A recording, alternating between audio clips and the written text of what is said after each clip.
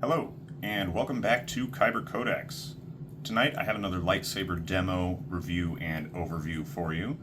Tonight we're going to be looking at the original V1 Baylan Skoll hilt from TXQ in its weathered form.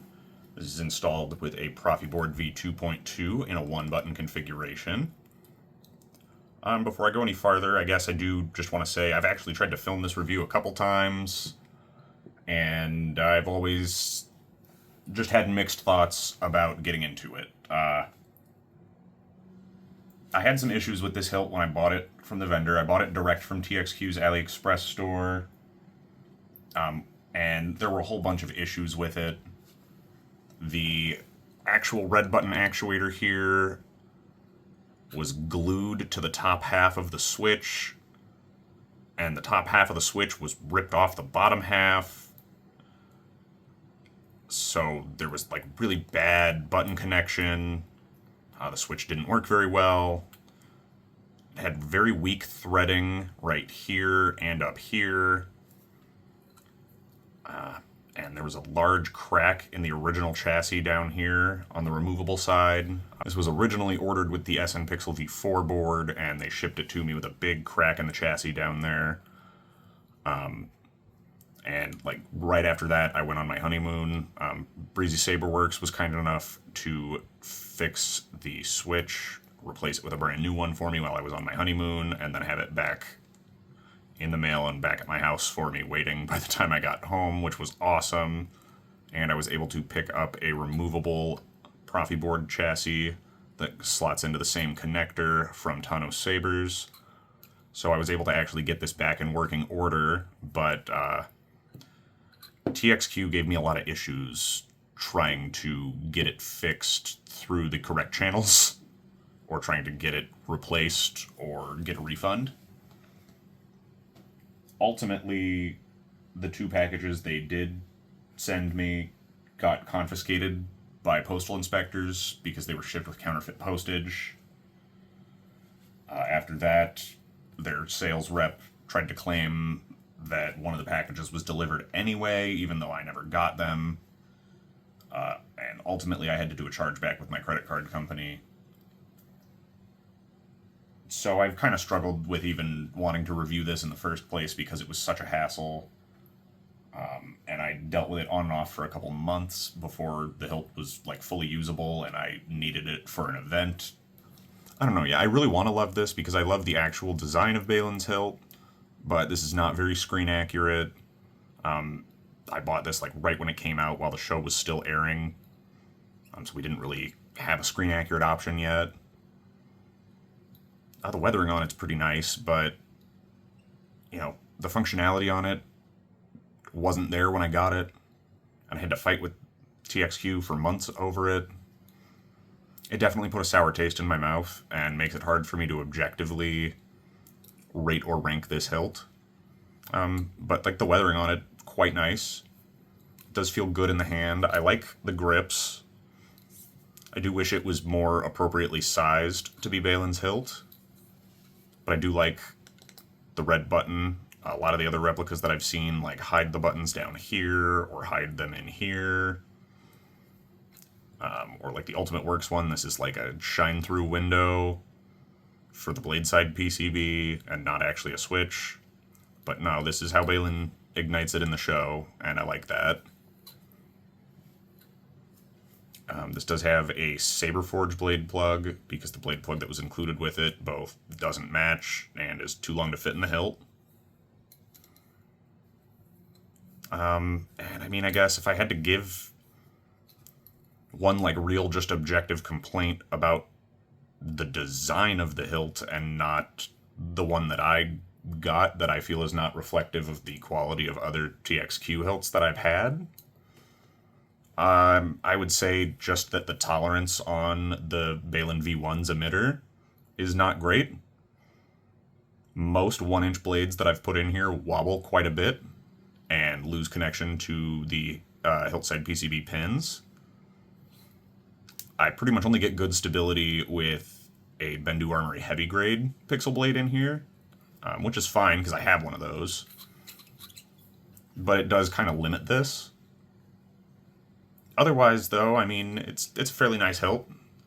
Good, solid D-ring. It's loosened up over time, but I can just put a tiny little dab of glue in there. Nice looking weathering job.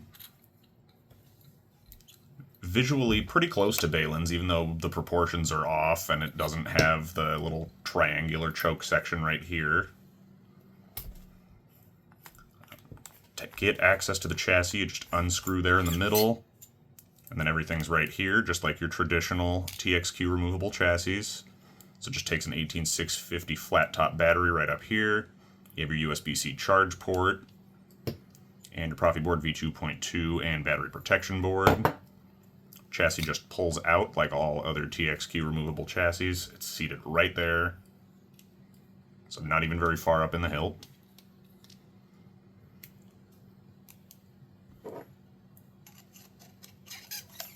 And it's got nice, very well hidden sound venting.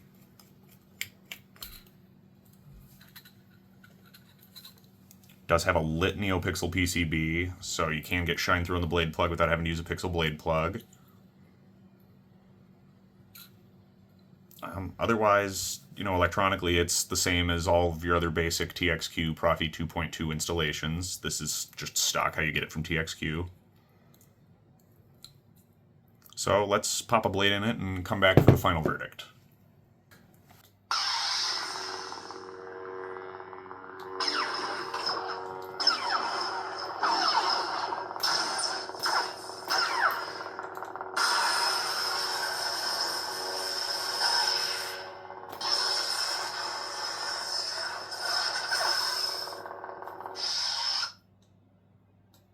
Let's go.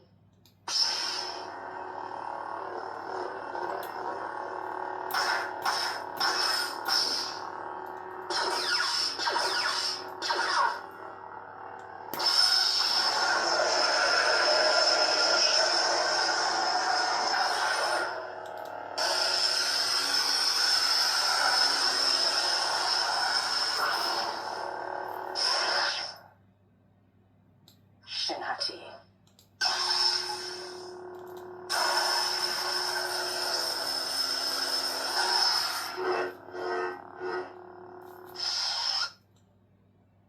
Rock.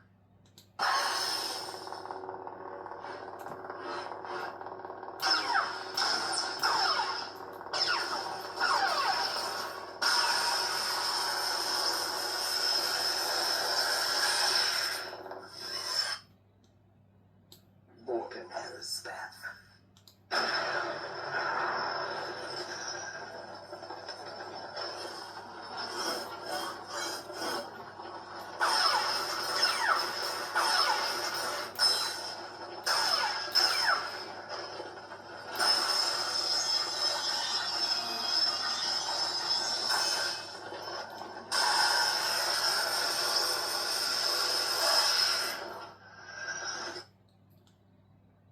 Sokatano.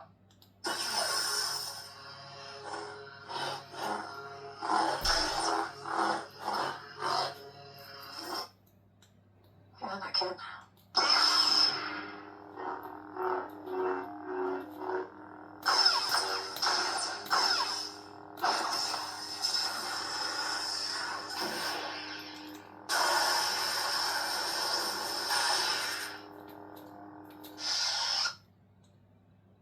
General Anakin Skywalker.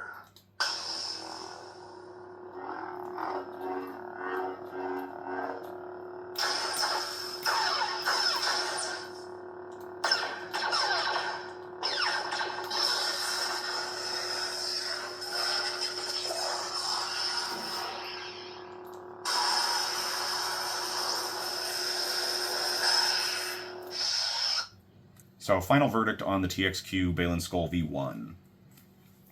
I mean, it's really, like I said before, it's kind of hard to give this an objective rating because of just the issues that I had with this particular one, and because it's been replaced with a actually screen-accurate model. TXQ has a Baylan Skoll V2, and this one's been discontinued. That one is much, much, much more accurate to the appearance in Ahsoka. But otherwise, I mean, yeah, this, it's not long enough, the pommel's not chunky enough, the pommel's not even the right material, the flanged ends on the neck here aren't there, the proportions of the emitter are off.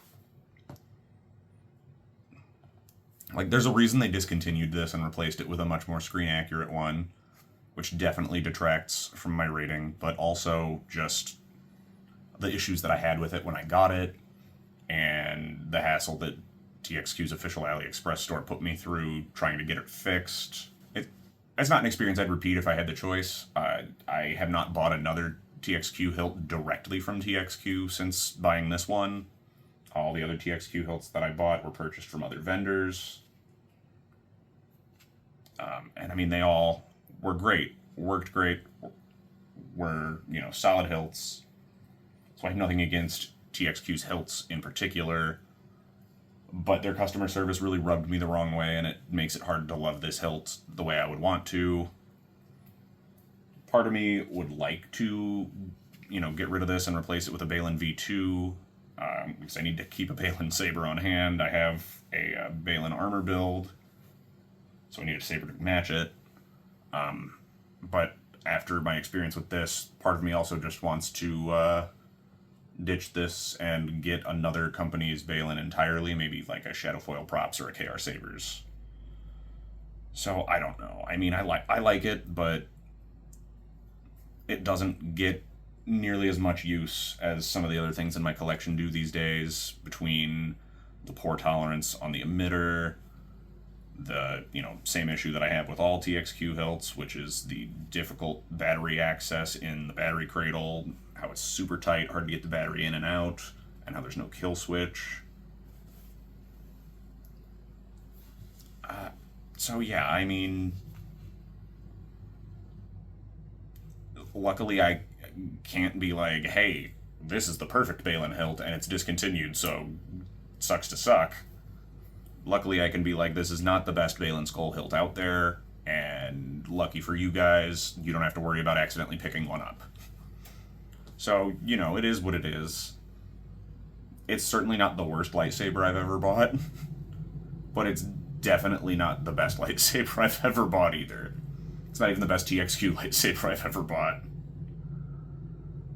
So yeah, I'm gonna keep it like 6 or 7. It kind of just hangs out to complete my Baylan armor build at this point. So there you have it.